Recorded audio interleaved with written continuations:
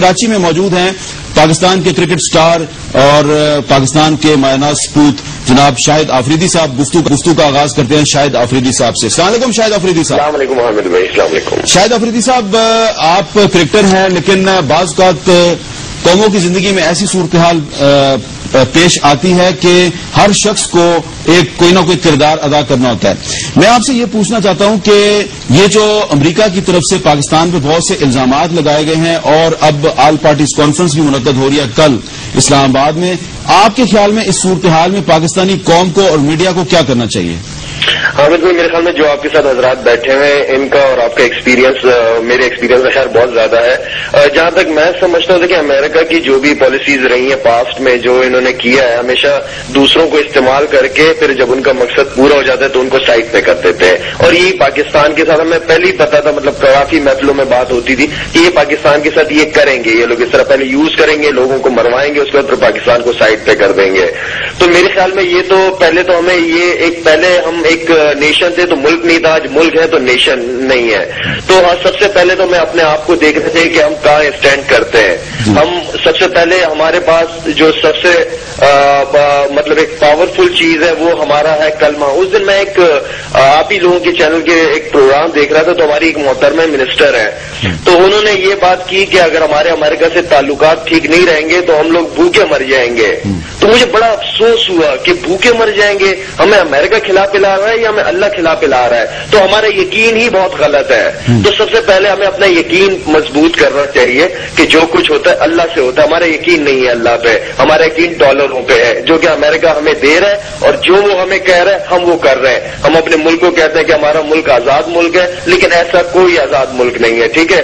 اور باقی جو اب ایک یہ وقت آ گیا کہ جب ہم ظاہری بات ہے امریکہ کی یہ ساری بدماشیاں برداشت کر سن رہے, دھمکیاں دی جا رہی ہیں ہمیں, تو میرے خیال میں جتنی بھی یہ ہمارے سیاستدان حضرات ہیں ان سے تو میں ریکویسٹ کروں گا, درخواست کروں گا کہ خدا کے لیے یہ ایسا موقع ہے کہ قومیت کے نعرے لگانا چھوڑ دیں اور پاکستان کی بات کریں. جو ٹاک شو میں دیکھتا ہوں, حامد بھائی آپ کا شو خاص طور پہ میں اور کامران خان صاحب کا شو میں بہت خاص طور پہ دیکھتا ہوں, اس میں تھوڑی سی جب بھی دیکھیں قومیت کی باتیں کر رہے تھے, سندھی, پٹھان, مہاجر, ہمارا صوبہ یہ ہونا چاہیے.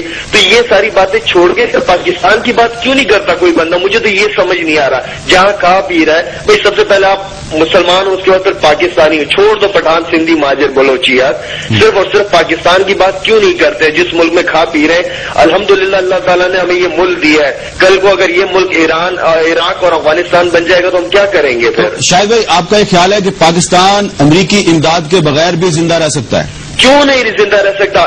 حامد بھائی پتہ نہیں میرے منہ سے صحیح بات نکلے یا نہ نکلے, ابھی تک آپ کے منہ سے ساری صحیح باتیں نکل رہی ہیں. سورت رحمان جو اللہ تعالیٰ نے سورت قرآن میں دی ہے, نازل کی ہے, آپ یقین کریں وہ پوری کی پوری سورت سب میں تو سمجھتا ہوں صرف اور صرف پاکستان کے لیے ہے کہ اللہ تعالیٰ نے جو جو نعمتیں اس سورت میں بتائی ہیں, وہ ساری کی ساری نعمتیں ہمارے ملک میں, پاکستان میں. جی اچھا, اور یہ بتائیں کہ آپ یہ سمجھتے ہیں کہ اس صورتحال میں جب پاکستان کا میڈیا جو ہے وہ قوم کے جذبات کی ترجمانی کرنے کی کوشش کر رہا ہے اور قوم کو متحد کرنے کی کوشش کر رہا ہے, تو امریکی میڈیا جو ہے اس نے اٹیک کر دیا, نیو یارک ٹائمز اٹیک کر رہا ہے, تو آپ یہ سمجھتے ہیں کہ پاکستانی میڈیا کا کردار کم از کم اس کرائسس میں ٹھیک ہے؟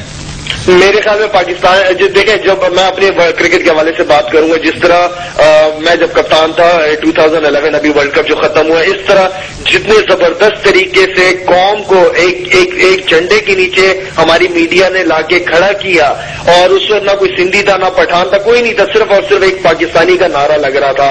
اور ہم ورلڈ کپ کے سیمی فائنل ہارے اور وہ بھی انڈیا سے ہارے, لیکن میڈیا کا اتنا پازیٹو اور زبردست رسپانس تھا کہ جس کی وجہ سے پورے ملک نے ہمیں بڑا زبردست سپورٹ کیا, اور اس وقت ہمارا ملک بڑے مشکل حالات میں کھڑا ہے. تو میرے خیال میں میڈیا کا تو بڑا زبردست اور پازیٹو رول ہے اور ہونا چاہیے. شاہد آفریدی صاحب, یہ بتائیں کہ کیا آپ سمجھتے ہیں کہ 10 سال گزر گئے, 10 سال میں پاکستان کے لوگ جو ہے امریکہ کی جو دہشت گردی کے خلاف جنگ تھی اس میں بہت قربانیاں دی گئی, 35-40 ہزار لوگ ہمارے مارے گئے, اور اب امریکہ جو ہے وہ پاکستان پہ الزامات لگا رہا ہے, اور اب آپ سمجھتے ہیں کہ وقت آ گیا ہے کہ پاکستان اس جنگ سے اب علیحدگی اختیار کر لے؟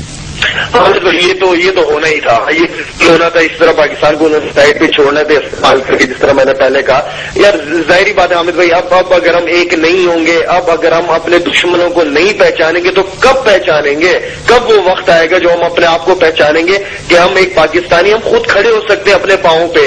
کوئی اس میں بڑا ایشو نہیں ہے. تھوڑا سسٹم چینج کرنے کی بات ہے، تھوڑا اوپر والے جو جنہیں اللہ تعالیٰ نے کرسیاں دی ہیں پاور والی، اس کا صحیح استعمال کریں، یہ اس قوم کو ایک کریں کسی طریقے سے. اور وہ یہ میڈیا کے تھرو اور یہ جتنے بھی ہمارے سیاستدان ہیں ان سب سے، بلکہ ہماری ریکویسٹ ہے کہ ان سب کو ایک کریں، ایک جگہ پہ لا کے کھڑا کریں.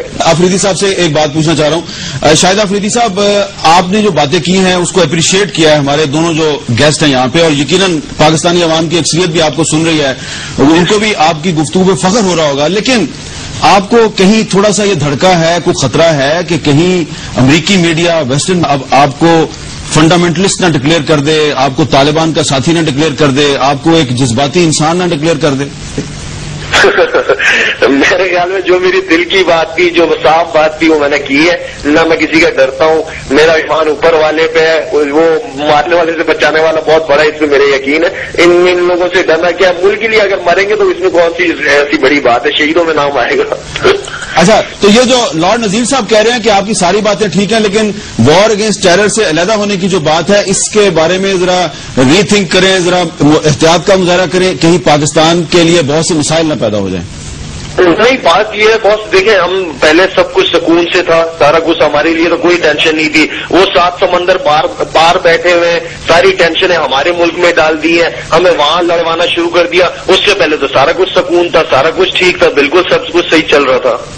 تو آپ یہ سمجھتے ہیں کہ یہ 9/11 سے پہلے پاکستان میں نہ خود کش حملے تھے، نہ ڈرون حملے تھے، یہ سارے کے سارے جو مسائل پاکستان میں پیدا ہوئے ہیں یہ امریکہ کی جنگ کی وجہ سے پیدا ہوئے ہیں؟ بہت بالکل اسی وجہ سے پیدا ہوئے ہیں. اور یہ دیکھیں ہم لوگ، ہمارے جو ہے نا مینٹلٹی، وہ ہم یہ ہے کہ کل اور پرسوں کی سوچتے ہیں. امریکہ نے 10, 15, 20 سال کا پلان بنایا، ان کا پتہ نہیں کیا پلان ہوگا، ان کا پلان وہی جانتے ہیں بہتر طریقے سے. لیکن پلان جو ہم باتیں کرتے ہیں یہ وہ پلان نہیں ہے، پلان ان کا کچھ بہت ہی آگے